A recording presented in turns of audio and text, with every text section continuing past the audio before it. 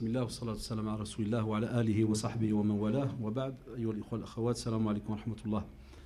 Donc tout le monde comprend le français, ceux qui sont déjà là. Parce que le problème, comme on a l'Asr qui descend, quand je fais que traduire les deux, à la fin il reste même pas peut-être 10 minutes de dars.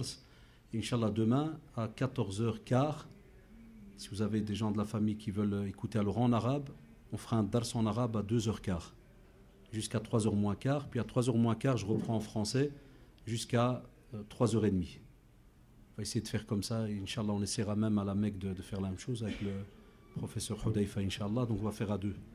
Comme ça on donne le temps, comme il faut, un dars complet. Taïb.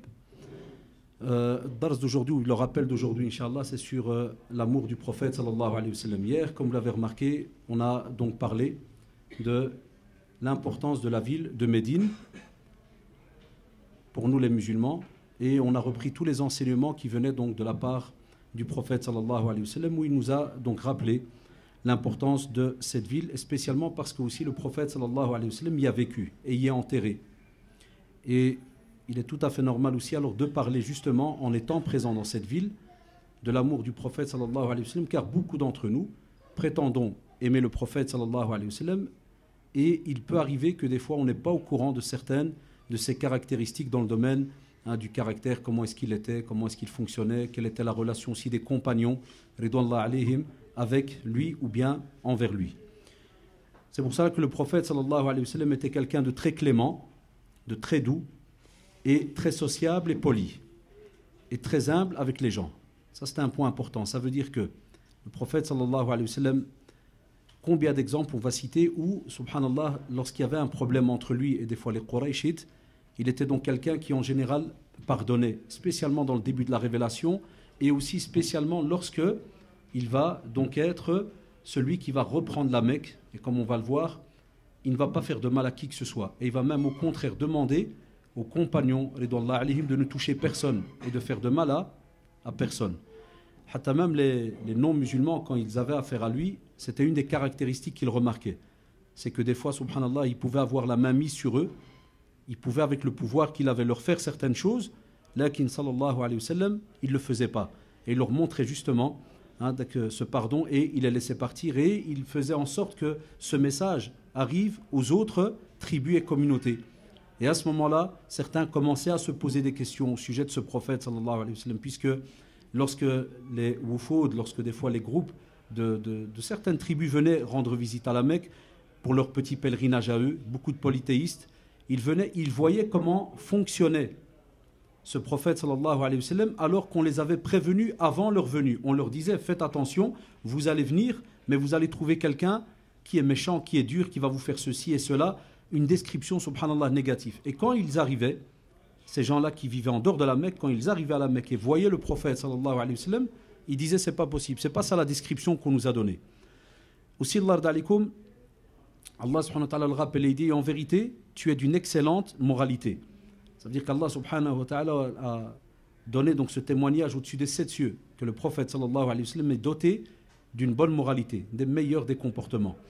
Et il avait aussi, subhanallah, l'habitude, lorsqu'on parle qu'il était quelqu'un de humble, qui était quelqu'un de simple, il l'était même vis-à-vis des enfants. Par exemple, le prophète sallallahu alayhi wa sallam avait l'habitude, par exemple, des fois de lire dans la prière de Subh à l'aube, entre 60 et 100 versets.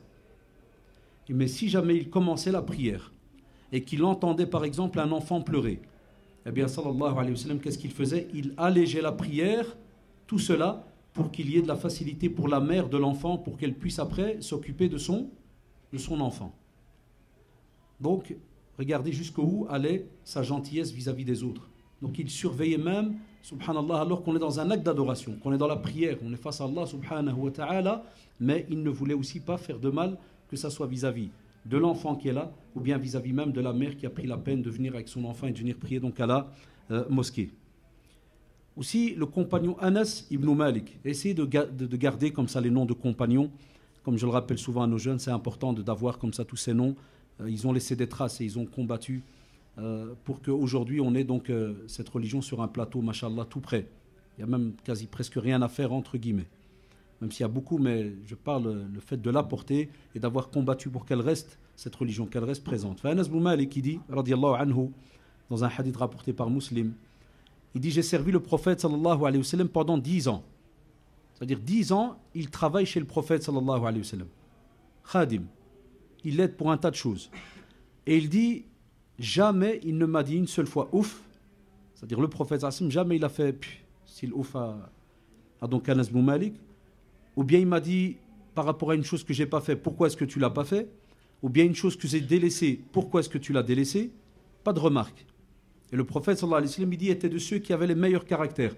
Je n'ai guère touché une matière, on l'appelait bourrette, que ce soit des fois le tissu ou bien la soie, autre chose qui est, subhanallah, aussi doux que la main du prophète sallallahu alayhi wa sallam. Et je n'ai jamais senti une odeur de musc ou d'autres parfums plus agréable que la sueur du prophète sallallahu alayhi wa sallam. Donc, tu vois, Anas ibn Malik radiallahu anhu, 10 ans. 10 ans, il travaille avec le prophète sallallahu alayhi wa sallam à la maison. Et il aurait pu, parce que, comme vous le savez, en ce temps-là, quelqu'un qui est servant, il y a moyen des fois d'être un peu plus dur avec lui, ceci, cela. Là, non, le prophète sallallahu alayhi wa sallam, devant un être humain, il ne faisait pas la différence entre l'esclave ou autre, sauf dans certaines règles religieuses, ce qui est tout à fait normal. Mais sinon, dans le domaine du comportement, comme vous le voyez, il ne va jamais donc ni le frapper, il ne lui a jamais rien fait, alors qu'il est avec lui pendant plus de 10 ans. Et Khadija bint Zayd, radiallahu anha, elle dit, il était souriant, silencieux, et ne parlait pas sans nécessité. C'est-à-dire que le prophète se mettait la plupart du temps, il sourit. Et silencieux, ça veut dire que ce n'est pas quelqu'un qui va commencer à parler dans le vide. On a des fois des personnes qui aiment bien parler dans le vide, même s'il n'y a pas, subhanallah, de raison ou quoi que ce soit. Je ne parle pas que c'est interdit de parler des fois pour s'amuser et autres, mais quand c'est des fois toute la soirée, que des heures et des heures sans qu'il y ait, subhanallah, des fois un petit temps où il y a moyen de parler de quelque chose de religieux ou un rappel ou autre. Hein? Mais elle te dit, ou sinon, c'était quelqu'un donc de silencieux. Et s'il parlait, c'est qu'il y avait une nécessité, il y avait quelque chose d'important à dire. Et ça ne veut pas dire que nous, on est obligé de fonctionner de cette manière-là aussi, parce qu'il y a certains jeunes qui n'ont aussi pas compris ce sujet et qui des fois te disent qu'il vaut mieux le silence, tu dis rien du tout. Si jamais tu parles, c'est juste pour réciter un verset ou bien un hadith. Ça, c'est aussi une malcompréhension des fois de certains de nos textes. Il se détournait aussi de ceux dont le parler était grossier ou impoli. C'est-à-dire, subhanallah, si jamais il avait affaire à quelqu'un qui commence à parler méchamment, commence à attaquer comme ça en parlant, qu'est-ce qu'il fait? Il tourne le dos, il part. Ça, c'est une sunna du prophète sallallahu alayhi wa sallam. Il tourne le dos et il part. Il ne continue pas avec lui parce que c'est très compliqué comme situation. Et il dit, il était le plus humble des gens, dépourvu de toute arrogance. Il n'y avait pas de takabour en lui, ce n'était pas quelqu'un qui venait montrer parce qu'il est prophète sallallahu alayhi wa sallam, parce qu'il a certains miracles entre les mains. Il ne vient pas, subhanallah, il utilise cela contre les gens qui sont autour de lui. Abadan, aucune arrogance. Et il interdisait aux gens de se lever pour lui. Ça veut dire, lorsqu'il arrivait sallallahu alayhi wa sallam dans une assemblée, il ne demande jamais aux gens de se lever. Et il ne laisse pas les gens se lever pour lui. Sauf, petite parenthèse, si jamais on voit quelqu'un d'âgé, par exemple, et qu'on voudrait, par respect, lui donner une place. Mais sinon, comme le pensent des fois certains, on voit quelqu'un qui rentre, il y a de la place dans le salon, et des fois on te fait lever exprès, alors qu'il y a de la place. Et des gens pensent que c'est la sunna. Et tu dis, tu ne respectes pas les âgés. Vous voyez comment, subhanallah, certains détails sont importants. Ça n'a rien à voir. Si c'est lorsque on a, par exemple, plus de place et autres, on a une personne âgée, on se lève, on lui donne la place. Mais à l'inverse, si jamais, subhanallah, il y a de la place et autres, on ne vient pas obliger quelqu'un à se lever parce que c'est un tel. Et il s'asseyait, sallallahu alayhi wa sallam, avec les pauvres. Il s'asseyait avec les pauvres et acceptait l'invitation des esclaves et se mêlait à ses compagnons. Rapporté par Al-Qadi Iyad, rahimahullah, dans son livre Shifa. Donc imaginez-vous, ya shabab, ça c'est une leçon immense pour ceux qui parmi nous des fois, je ne sais pas moi, ils deviennent chefs d'équipe ou bien ils deviennent patrons, ils deviennent chefs de société et autres. Et c'est fini, il ne parle plus avec ses amis avec qui il était pendant des années ou travaillait avec eux pendant des années. Ou bien parce qu'avant il était pauvre, il a gagné une prime ou je ne sais quoi, ou un héritage, c'est fini, ni tous ceux avec qui il était avant. Enfin lui, sallallahu alayhi wa sallam, il s'asseyait avec les pauvres. Et il acceptait même l'invitation des esclaves. Pourquoi c'est précisé dans le texte? Parce que c'était une honte ça avant. Un esclave, on ne s'approche pas de lui, premièrement. Deuxièmement, il ne se mélange pas avec le hur, avec celui qui est libre. Troisièmement, pas de mariage, pas de commerce avec lui. Il n'a aucun droit. C'est comme, astaghfirullah, comme une bête et encore. Puisque les Arabes, les Qurayshites, ils respectaient encore plus des fois leurs chameaux ou leurs montures, parce que c'était comme si ce serait une Ferrari d'aujourd'hui, hein, ici dans le désert, vous savez très bien. Ils respectaient beaucoup plus leurs animaux que l'esclave. L'esclave n'avait aucun statut. C'est tout. il a le droit de vie et de mort sur lui. Eh bien, le prophète, sallallahu alayhi wa sallam, comment il a ébranlé le système de la Mecque, il venait et s'asseyait avec eux et acceptait, des fois même s'ils avaient préparé quelque chose ou autre, et il restait avec eux et discutait avec eux, sallallahu alayhi wa sallam. Aussi, au temps du prophète, sallallahu alayhi wa sallam, même les opprimés parmi les musulmans, ils lui ont demandé de maudire les polythéistes.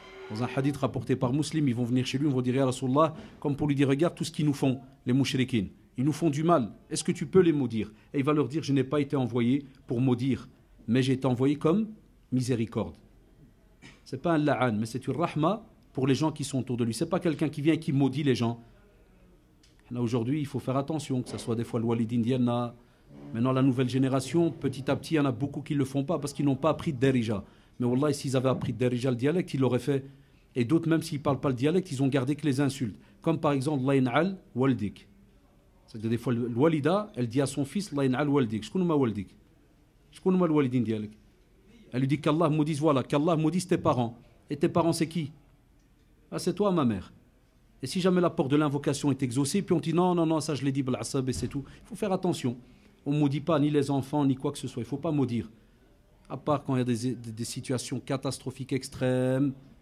Alors là, on entend le Mashaykh, des fois même dans leur khotab, dans leurs sermons, invoquer, maudire des fois par rapport à certaines situations. Amadak l'a'na, il ne faut pas.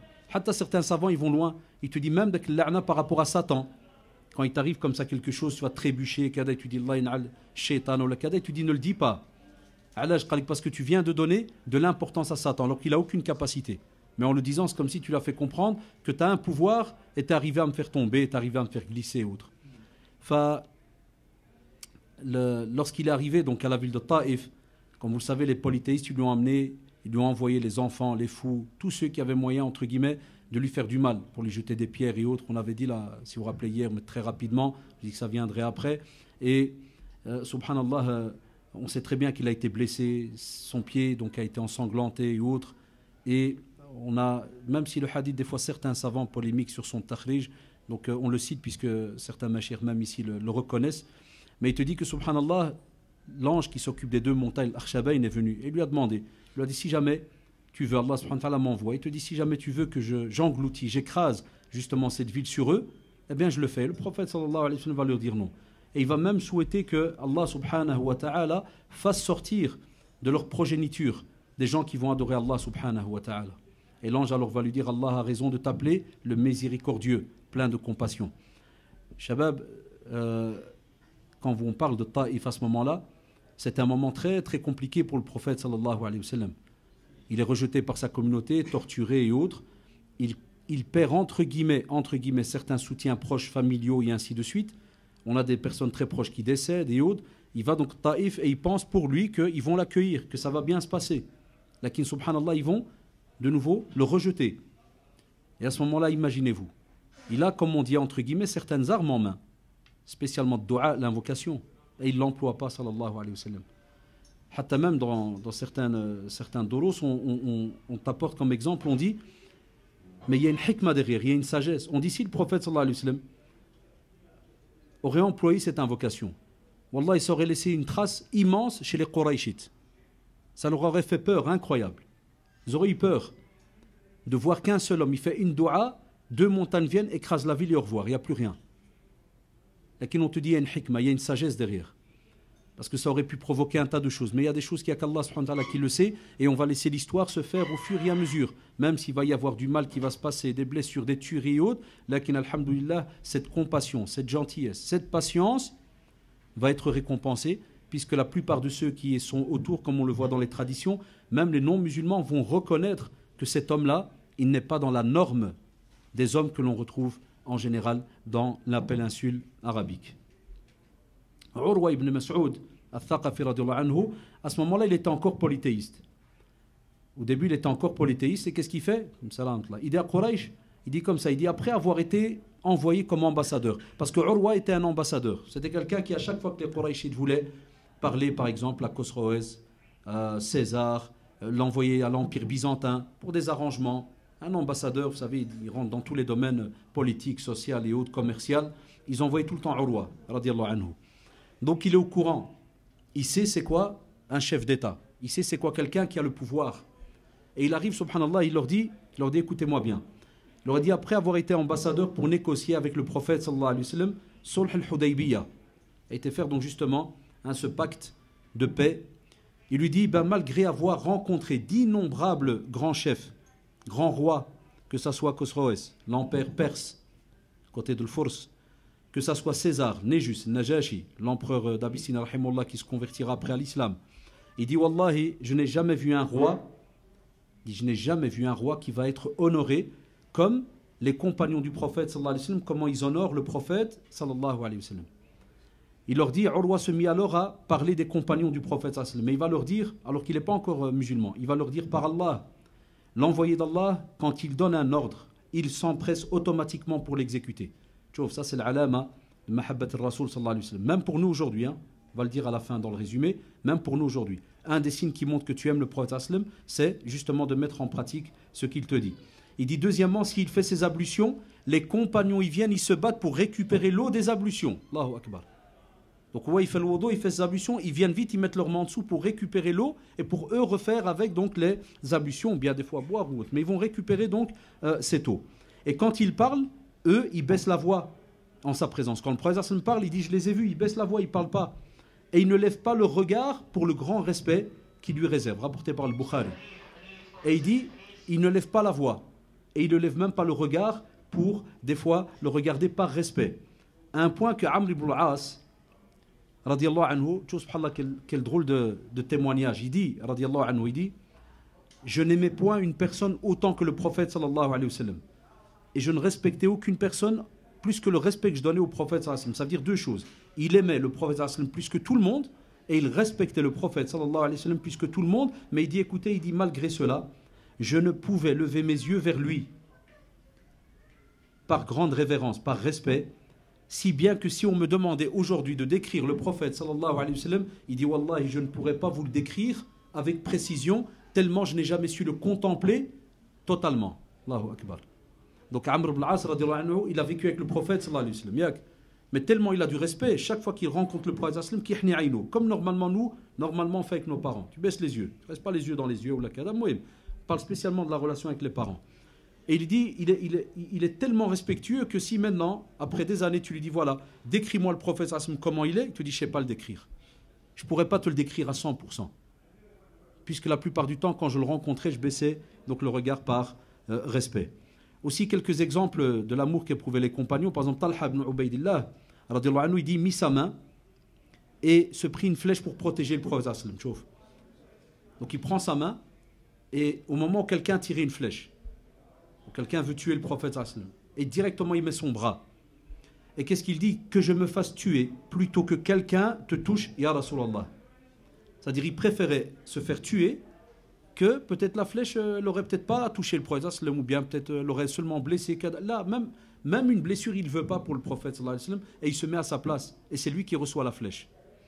Aussi, il y a une femme, parce qu'il radiallahu anha, elle vient et pendant une bataille, en pleine bataille, elle arrive, subhanallah, et elle voit que son frère est mort. On raconte souvent cette histoire, mashallah, elle est très touchante. On voit que son frère est mort. Et elle répond, donc on lui dit, ton frère est mort. Vous savez ce qu'elle répond, elle? Elle dit, comment va le prophète, sallallahu alayhi wa sallam? C'est comme pour lui dire, Allah, il dit que c'est ton frère, il est mort. Elle dit, comment il va le prophète, sallallahu alayhi wa sallam? Après, elle continue à marcher dans le champ de bataille. Et on lui dit, ya femme, ton mari vient de mourir. Qu'est-ce qu'elle lui dit? Et comment il va le prophète, sallallahu alayhi wa sallam? Donc on lui dit ton frère, et puis après on lui dit ton mari est mort. Après, subhanallah, elle continue. Et on vient, on lui dit, il y a la femme, il y a ton père qui vient de mourir. Tu vois, subhanallah, 3. Et elle continue. Et subhanallah, lorsqu'elle va, donc on lui dit que donc, ton mari est mort, ton père est mort, que son fils, ce n'était pas le frère, son fils est mort. Donc le père, le mari et son fils.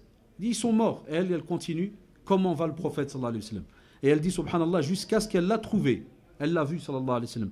Et puis elle dit au prophète sallallahu alayhi wa sallam, toute calamité après moi, c'est-à-dire toute calamité qui pourrait venir et qui ne te touche pas à toi, ya Rasulallah, elle dit, pour moi, ce n'est qu'une simple épreuve. Ça veut dire n'importe quoi qui pourrait me toucher comme problème ou quoi que ce soit, wallahi, tant que ça ne te touche pas, ce qui me touchera à moi, c'est comme si c'est rien, c'est comme si c'est un détail, ya Rasulallah. Lorsqu'aussi Zayd ibn Dathinna radiallahu anhu fut emprisonné à la Mecque, Abu Sufyan, à ce moment-là, il n'était pas encore musulman. il va lui proposer avant de l'exécuter, il va lui dire ya Zayd. Donc Abu Sufyan il dit à Zayd, dis-moi sincèrement, aimerais-tu rejoindre ta famille et mettre à ta place Muhammad sallallahu alayhi wa sallam? Si tu veux, je te libère. Qu'est-ce que tu en penses? Je te libère et on met à ta place le prophète sallallahu alayhi wa sallam. Et on coupe la tête au prophète sallallahu alayhi wa sallam. Il rajoute les détails pour vraiment voir jusqu'où ils sont capables d'aller. Et Zayd radiallahu anhu, il va lui répondre, il va lui dire, je jure par Allah, je n'aimerais pas qu'à cet instant précis, une épine, une simple petite épine, petite piqûre là, toucherait le prophète sallallahu alayhi wa sallam. Et il précise qu'une épine donc touche le prophète ou pique le prophète Muhammad sallallahu alayhi wa sallam à l'endroit où il se trouve, alors que je suis parmi ma famille. Et même s'il est dans quelque part et lui il est avec sa famille, on ne parle même pas de couper la tête ni quoi que ce soit, mais qu'il y a une épine qui va le toucher, il dit Wallah, il ne voudrait pas donc que cela, il préférait que lui le subisse. Et Abu Sufyan va lui dire, je n'ai jamais point vu de personne autant glorifiée par des gens que la glorification qui a été faite au prophète Muhammad sallallahu alayhi wa sallam par ses compagnons. Donc même Abu Sufyan va être étonné. Il a dit, on a vu des gens, comment est-ce qu'ils fonctionnent avec des fois leur chef, avec leur roi et autres, mais comment vous fonctionnez avec Muhammad sallallahu alayhi wa sallam, on n'a jamais vu cela. Aussi, juste avant la mort de Bilal radiallahu anhu, sa femme est assise avec lui. Et sa femme, Skina, elle va lui dire quel malheur. Elle voit, elle sent que son mari part. Et Bilal radiallahu anhu va lui dire, dis-moi plutôt quel bonheur, parce que je vais aller rejoindre justement qui ça? Ceux que j'aime, Muhammad sallallahu alayhi wa sallam et ses alliés et ses amis. Donc, tu vois, jusque même dans les moments de la mort, ils étaient donc de ceux qui restaient concentrés et attendaient et demandaient à rejoindre. Ça veut dire qu'ils attendaient la mort pour aller rejoindre qui? Le prophète sallallahu alayhi wa sallam. Et ce fut aussi la parole de Abu Musa al-Ash'ari lorsqu'il va se diriger vers Médine, ou la même chose. Rien que pour retrouver le prophète sallallahu alayhi wa sallam. Il fait la hijra, c'est très dur, et vous allez le voir Inch'Allah samedi, c'est un long trajet, même s'il n'y a que 400 et quelques kilomètres, c'est pas les 400 comme à Bruxelles, à du 120, tu les fais en 3 heures et quelques, abadan. Avec la chaleur, ceci, cela, c'est très très long. Les gens arrivent fatigués, ils arrivent énervés, ceci, cela. Ici, ils partent sur un chameau, comme vous l'avez remarqué, des fois une simple monture, et son but c'est quoi? C'est de rejoindre le prophète sallallahu alayhi wa sallam. Et Asib ibn Muhammad al-Amri, il rapporte d'après son père que je n'ai point entendu Omar radiallahu anhu mentionner le prophète sallallahu alayhi wa sallam sans qu'il pleure. Donc Omar radiallahu anhu, le calife, l'ami du prophète sallallahu alayhi wa sallam, chaque fois qu'il entend citer le nom du prophète sallallahu alayhi wa sallam, il pleure. Aujourd'hui, il y a même des gens, vous le remarquez des fois, même quand on fait un dars ou autre, tu dis Mohammed, il y en a plein qui disent pas sallallahu alayhi wa sallam. On appelle les radins de la communauté. Ça ou là, ils existent. Ils disent pas sallallahu alayhi wa sallam. Ou bien des jeunes, des fois, ils disent ouais, le prophète il a dit. Apprends à dire sallallahu alayhi wa sallam. C'est important. On peut oublier une petite fois, hein, comme spécialement si pendant le dars tu vas le citer 30 fois, 50 fois, mais au contraire, il y a un bénéfice immense. Mais ça peut arriver qu'une fois. Mais dans de simples discussions, et on ne dit pas sallallahu alayhi wa sallam, imaginez-vous, eux, ils le disent, et encore plus loin, ils le disent et ils pleurent. Ils le disent et ils pleurent. Les signes révélateurs, l'ardalikum, et on clôturera, Inch'Allah, par cela. Premièrement, on a dit lui obéir. Et ya Shabab, le prophète sallallahu alayhi wa sallam a dit toute ma communauté rentrera au paradis, sauf celui qui ne veut pas. Et on va lui dire, ya Rasulallah, qui ça ne voudrait pas entrer au paradis? Il va leur dire, celui qui m'obéit rentrera au paradis, et celui qui me désobéit, donc il ne veut pas entrer au paradis, rapporté par le Bukhari. C'est pour ça, Shabab, aujourd'hui, quand des fois on dit à certains de nos jeunes, on leur dit, s'il vous plaît, faites attention. Ça, c'est obligé de faire. Et la personne, alors, il commence à jouer avec les mots, il te dit, mais c'est obligatoire. Et si je ne le fais pas, il y a l'enfer. Et je vais recevoir un châtiment. Il commence à discuter comme ça avec toi, comme si le châtiment, c'était quelque chose, je sais pas moi, un petit tour en enfer, 2 minutes, puis tu sors, ou là, abadan. Abadan. Donc l'obéissance, subhanallah, comme vous le voyez, elle est rattachée au paradis, à l'enfer.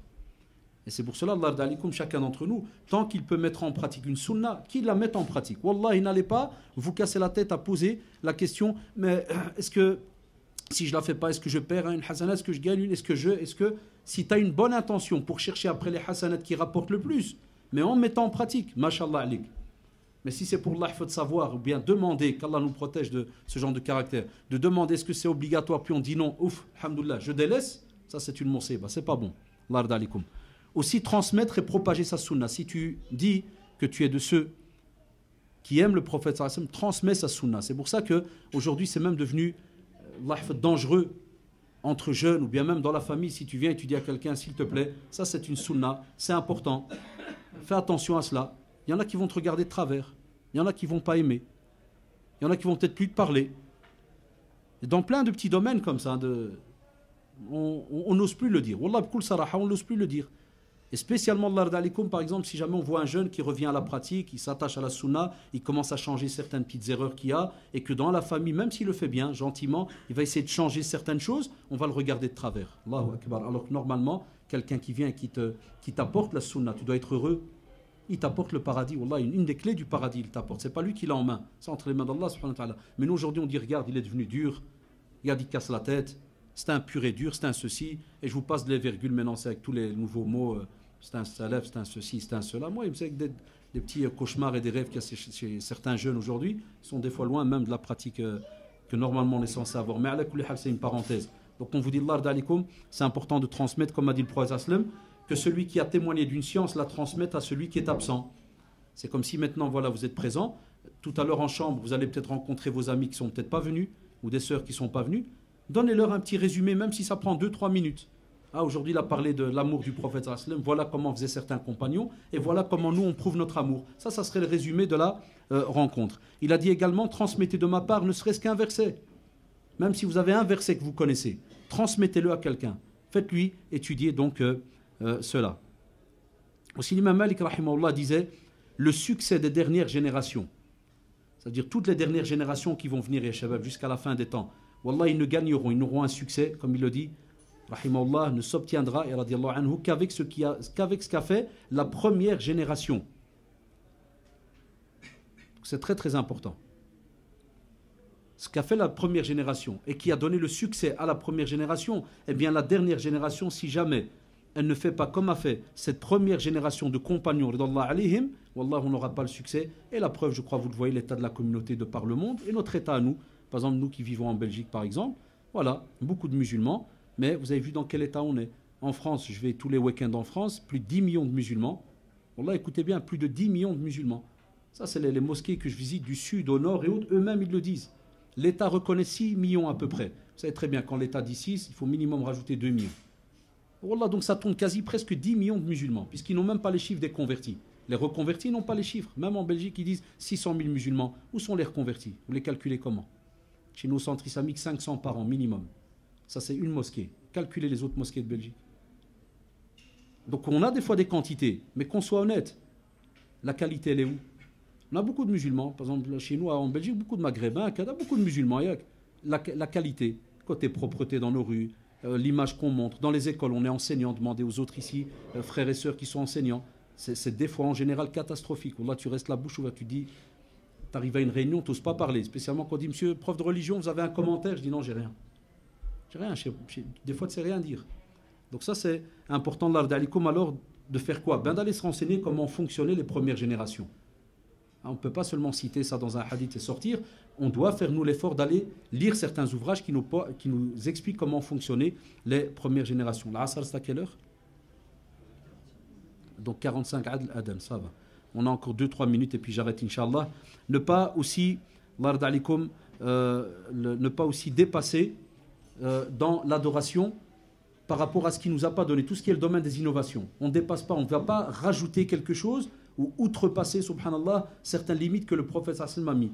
Parce que des fois, certaines personnes, et c'est là que Shaitan anaoullah, il fait un talbis, il vient, il t'aveugle, et il te fait croire que au plus tu rajoutes dans la religion, au plus tu aimes le prophète sallallahu alayhi wa sallam. Non, les savants nous disent en résumé, tu ne seras jamais meilleur que le prophète sallallahu alayhi wa sallam, ou sinon tu l'insultes, puisque c'est comme si tu estimes qu'il n'a pas terminer ce qu'il devait apporter. Deuxièmement, c'est comme si tu estimes que lui, il n'y avait pas moyen qu'il fasse aussi 200 rak'at par exemple, j'invente, il n'y a pas moyen. Et troisièmement, est-ce que tu es mieux aussi que les compagnons qui étaient collés à lui et qui, subhanallah, de calife en calife, ont mis en pratique sa sunna et ainsi de suite. Donc on te dit, faites attention à tout ce qui est le bid'a, les innovations.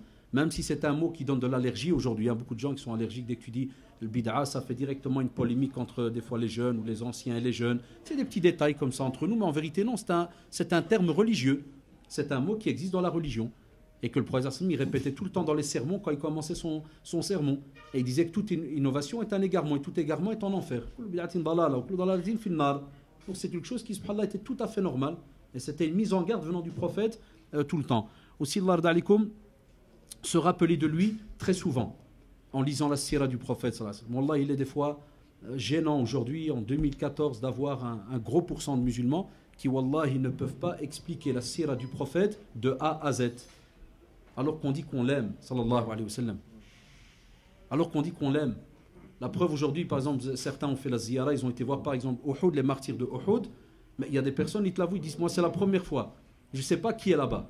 Quand des fois j'ai demandé à certains jeunes, qui est enterré dans le cimetière là? Ah, il y a un cimetière là, moi, ça s'appelle, on va voir les martyrs de Uhud. Ad, il fait le déclic, parce que c'est pas étudié. Normalement, les parents, depuis que les enfants sont petits, on leur explique des petits sujets. Chaque semaine, un petit sujet de la sira. L'enfant, dès qu'il arrive là, à 18 ans, c'est un spécialiste de la sira. Il la connaît. Mais est-ce que nous, on la connaît? Pour l'enseigner à l'enfant, il faut que nous, on la connaisse. Eh bien, même si tu ne connais pas, Allah prend un livre. Ce n'est pas honteux. Il ne faut jamais dire que c'est gênant d'apprendre. Même devant un enfant. Tu peux même faire la chose à l'envers. Hein. Tu prends le livre, si ton enfant sait lire, tu fais semblant de rien, tu lui dis, viens mon fils. Et Allah commence, lis-moi la première page. Qu'est-ce qu'il raconte? Tu fais le type qui connaît. Allah, qu'est-ce qu'il raconte? Ah, bah, t'as vu, c'est comme ça qu'ils étaient. Tu lui expliques un peu avec talent, et toi, avec lui, vous apprenez à deux. Alors qu'en vérité, il y a deux tondus, ils connaissent rien tous les deux. Mais à la fin, subhanallah, il a, entre guillemets, participé à ton apprentissage, et toi, tu as participé à son apprentissage et à son éducation. Et dernier point, faites attention aussi que sa parole doit l'emporter sur toute autre parole. L'imam Shafi'i, rahimahullah, il disait, les musulmans sont unanimes de croire que si une tradition du prophète, sallallahu alayhi wa sallam, a été clarifié à quelqu'un, il ne lui est plus possible de la délaisser pour la parole de quelqu'un d'autre.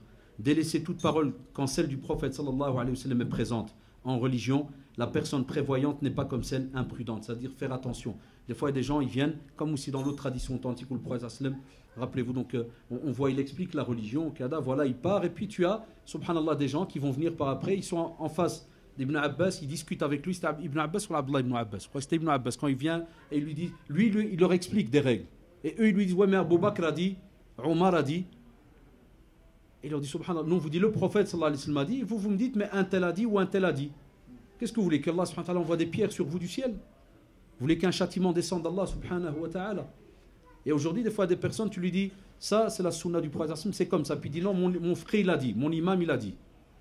Quoi, ton imam, il est venu juste après le prophète, sallallahu alayhi wa sallam. Il faut expliquer. C'est important, il faut expliquer.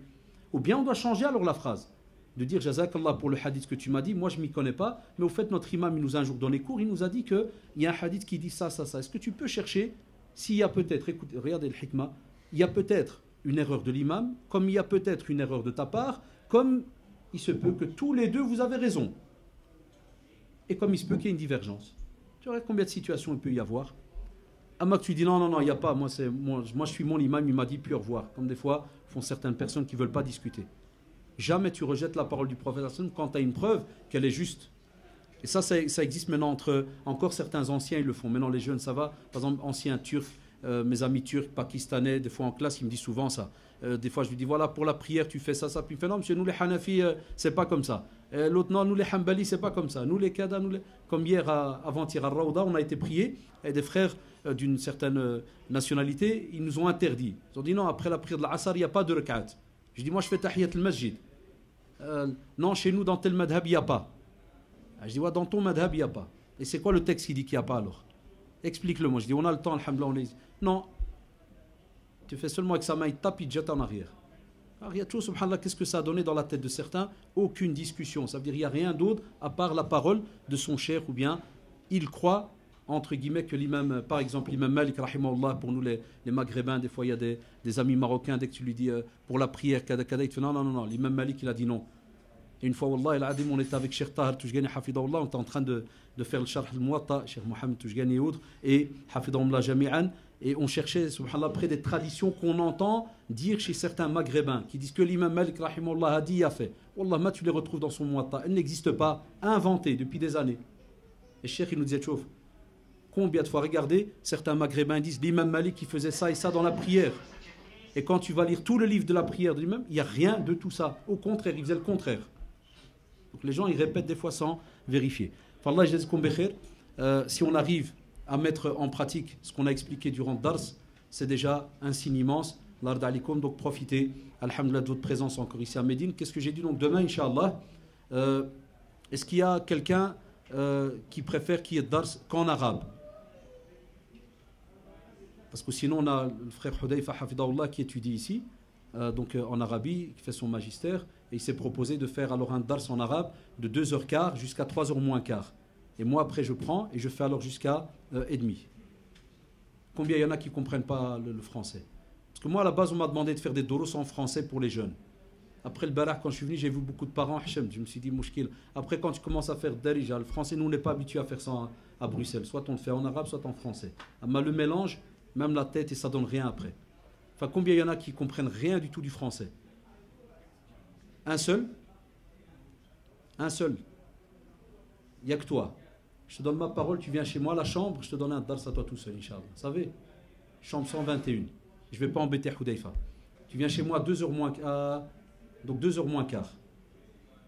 جوج قلار كنهضر مع الفرنسي وقال ما كانش فرنسي. انا بيدي مضوى كثار منه، انا مضوى كثار منك. والله النعاس والو خلي الله. دونك وما قال لي والو كيشوف فيا كامل. الله يهديك. ما عرفتك ما فهمتينيش. دوك شوف مهما كنعر انت اللي ما كيفهمش الفرنسي.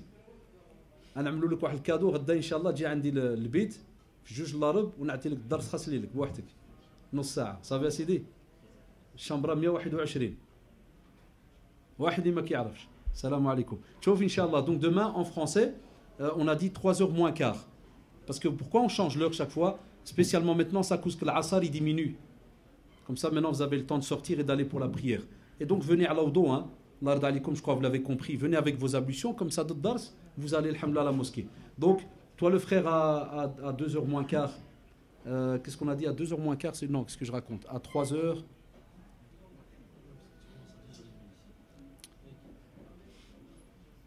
Demain on fait dars à, oui, on a dit à 2h, non 2h15, donc 2h moins quart, il y a dit. Et nous on commence dars, on a dit à 2h15.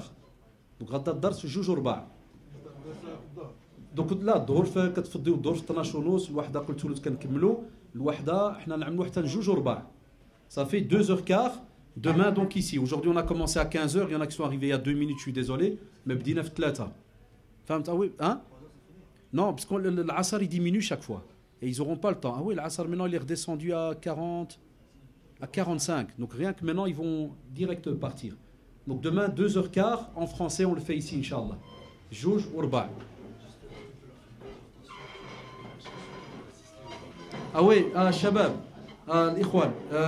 أنا en vérité الأخ اللي ما كيفهمش العربية الفرنسية normalement في الأصل عاد ذكرني الأخ اللي كيعرف العربية دائما اللي كيفهم العربية الآن دائما بين المغرب والعشاء في المسجد كبار المشايخ كاملين كيعطوا الدروس تما يوميا tous les jours après entre le maghreb والعشاء il y a des conférences en arabe donc كاين دروس إلا بغيتي تتبع لكن إن شاء الله أنا الدرس الذي نعطيه غدا للشباب جينا عندي في جوج لارب ونعطيه لك إن شاء الله صافي الله يرحم والدينا والسلام عليكم ورحمة الله.